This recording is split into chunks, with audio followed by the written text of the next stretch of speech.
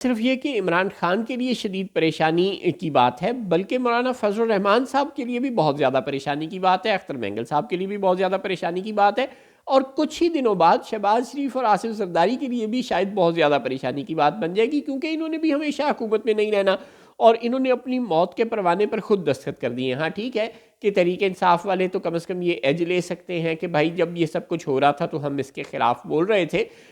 ये भी ठीक है कि अख्तर मैंगल साहब ने भी शायद इस सब में हिस्सा नहीं लिया, तो वो भी सुख का सांस ले सकते हैं कि वो इस सब में हिस्सेदार नहीं है।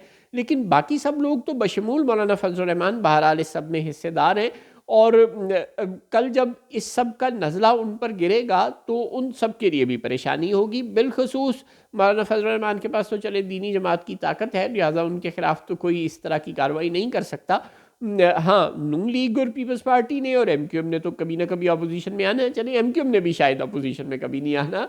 हाँ, नून लीग और पीपल्स पार्टी को तो बहरहाल कभी ना कभी अपोजिशन में आना पड़ेगा, और फिर शायद उनके पास चार चार आंसू रोने के सिवा और कोई ऑप्शन ही नहीं रह जाएगा। अब हुमायूं दिलावर साहब का खुदा का इस्लामाबाद हाई कोर्ट के एडिशनल जज के लिए नॉमिनेट हो गए हैं। नॉमिनेशन एक फ़र्जी बात है। वो जो जस्टिस जमाल मंदुखेल की क़यादत में, जी हाँ, जस्टिस जमाल मंदुखेल की क़यादत में, कसम खुदा का, सुप्रीम कोर्ट की जो जजेस की तैनाती का तरीक़ाकार तय करने वाली कमेटी थी, उसने अपनी सिफारिशात मुरतब कर ली हैं, और 21 दिसंबर को जुडिशल कमीशन का इजलास भी जस्टिस याही आफरीदी ने तलब कर लिया है। हो सकता है 21 दिसंबर के इजलास में रस्मी कार्रवाई के बाद इन रूल्स की मंजूरी दे दी जाए, या हो सकता है 22, 23, 24 दिसंबर को मंजूरी आ जाए, और फिर एक आधे दिन में जुडिशल कमीशन का वो नए रूल्स के तहत, नए TORs के तहत इजलास हो जाएगा। फिर उस इजलास में नए जजेस की तैनाती का धड़ाधड़ थोक के हिसाब से अमल शुरू हो जाएगा। यानी हाई कोर्ट्स में, सुप्रीम कोर्ट में जो नए जजेस तैनात होने हैं,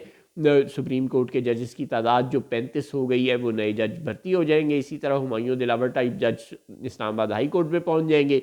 तो अब वो जो 6 जजेस थे इस्लामाबाद हाई कोर्ट के, जिन्होंने लेटर लिखा था और कहा था कि जो इंटेलिजेंस इदारे हैं वो हमारे काम में मदाखलत कर रहे हैं और हमें थ्रेट कर रहे हैं, वो सारी मसाइल अब हमेशा हमेशा के लिए हल हो जाएंगे।